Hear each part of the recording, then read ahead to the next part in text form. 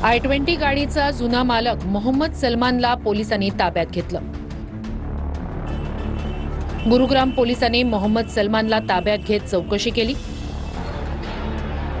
सलमाननं 1.5 वर्षापूर्वी ओखला भागात राहणाऱ्या देवेंद्रला गाडी विकली होती। त्यानंतर देवेंद्रनं हरियाणाच्या अंबालामध्ये राहणाऱ्या नदीम खानला गाडी विकली होती। यानंतर तारिकनं ही गाडी रॉयल कार झोन हरियाणामधून घेतल्याची पोलिसांची माहिती आहे। तारिक पुलवामाचा रहिवासी असल्याची माहिती आहे। I-20 कारचा सध्याचा मालक पुलवामाच्या शंभुरा गावचा तारिक असू शकतो अशी माहिती सूत्रांकडून मिळते। पुलवामाचा स्फोटाशी काही संबंध आहे का याची पोलिसांकडून चाचपणी सुरू आहे। दिल्लीतील स्फोटाप्रकरणी UAPA अंतर्गत गुन्हा दाखल झालाय। अज्ञातांविरोधात कोतवाली पोलीस ठाण्यात गुन्हा दाखल करण्यात आलाय। कलम 16 आणि कलम 18 अंतर्गत हा गुन्हा दाखल करण्यात आलाय। दिल्लीतील स्फोट होण्यापूर्वी I-20 कारची छायाचित्र समोर आली आहेत। कारचा CCTV फुटेजही समोर आलाय। कारमध्ये दहशतवादी उमर असल्याची माहिती आहे। स्फोटाच्या 3 तास आधी लाल किल्ल्याजवळ ही कार उभी होती। दिल्ली पोलिसांच्या CCTVतून या कार संदर्भातील कालचे सगळे डिटेल्स समोर आले। दहशतवादी डॉक्टर उमर या कारमध्ये असल्याचं दिसतंय। त्यानं काळा मास्क लावलेला होता। मशिदीजवळ पार्किंगमध्ये ही कार होती। त्यानंतर तिथून बाहेर पडल्यानंतर अवघ्या 4 मिनिटातच या I-20 कारमध्ये स्फोट झाला। दिल्लीत I-20 कार कुठून आली आता CCTV मॅपिंग सुरू आहे। कार लाल किल्ला परिसरात पोहोचली कशी याचं देखील CCTV मॅपिंग सुरू आहे। दिल्ली पोलिसांच्या विशेष कक्षाकडून या संपूर्ण मार्गाचं CCTV मॅपिंग केलं जात आहे।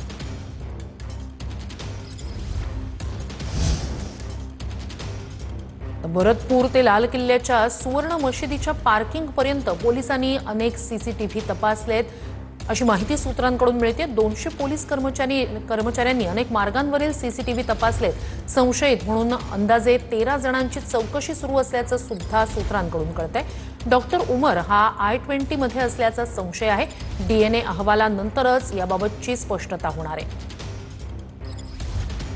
तर हे CCTV फुटेज समोर आलेलं आहे। दुसरीकडे या संपूर्ण परिसरातील 200 पोलीस कर्मचाऱ्यांनी अनेक मार्गांवरचे CCTV तपासलेले आहेत। या संपूर्ण ती कार आली कुठून, कुठल्या मार्गांनी प्रवास केलाय हे सगळं सध्या तपासलं जात आहे। दिल्ली पोलिसांकडून पहाडगंज दर्यागंज परिसरातील हॉटेल्समध्येही शोध मोहीम सुरू आहे। पोलिसांच्या पथकाकडून हॉटेलमधील रजिस्टरची तपासणी केली जाते। शोध मोहिमेदरम्यान 4 संशयितांना चौकशीसाठी ताब्यात घेण्यात आलंय। दिल्ली स्फोटातील मृतांची नावं समोर आली आहेत। अशोक कुमार आणि अमर कटारिया या दोघांचा या स्फोटात मृत्यू झालाय। 34 वर्षीय अशोक कुमार हे उत्तर प्रदेशमधील रहिवासी होते, तर 35 वर्षीय अमर कटारिया दिल्लीतील रहिवासी असल्याची माहिती समोर आली आहे। दिल्लीत स्फोटात 9 जणांचा मृत्यू झालेला आहे। त्यातील दोघांची ओळख पटलेली आहे। दोघांची नावं समोर आली आहेत। अशोक कुमार आणि अमर कटारिया अशी ही 2 मृतांची नावं समोर आली आहेत। 34 वर्षीय अशोक कुमार उत्तर प्रदेशातील रहिवासी होते, तर 35 वर्षीय अमर कटारिया दिल्लीतील रहिवासी असल्याची माहिती समोर आली आहे।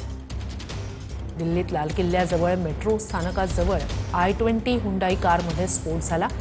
त्यात 9 जणांचा मृत्यू झालाय। त्यातील 2 मृत व्यक्तींची ओळख पटलेली आहे। त्यातील एक व्यक्ती ही उत्तर प्रदेशमधली तर एक व्यक्ती दिल्लीतील रहिवासी होती। दिल्लीतील लाल किल्ल्याजवळील स्फोटाची घटना हृदयद्रावक असल्याचं मुख्यमंत्री फडणवीसांनी म्हटलंय। लाल किल्ला परिसरातील स्फोटावरून मुख्यमंत्री फडणवीसांनी ट्विट केलं।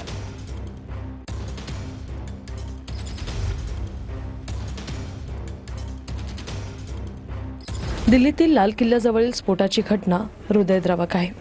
या दुःखद घटनेतील दिवंगत आत्म्यांना श्रद्धांजली अर्पण करतो। शोकाकुल कुटुंबियांसोबत माझ्या संवेदना आणि प्रार्थना आहेत। मृतांच्या आत्म्यांना शांती मिळो आणि जखमी लवकरात लवकर बरे व्हावेत अशी मी देवाकडे प्रार्थना करतो। मुख्यमंत्री देवेंद्र फडणवीस।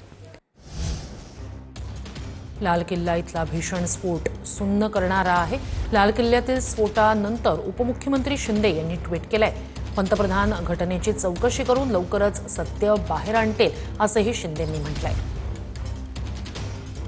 नवी दिल्लीच्या लाल किल्ला येथे झालेला भीषण स्फोट अक्षरशः सुन्न करणारा आहे. या स्फोटातील मृत्युमुखी पडलेल्यांच्या कुटुंबियांच्या दुःखात मी सहभागी. पंतप्रधान आणि केंद्रीय गृह मंत्रालय या घटनेची चौकशी करून लवकरच सत्य बाहेर आणतील.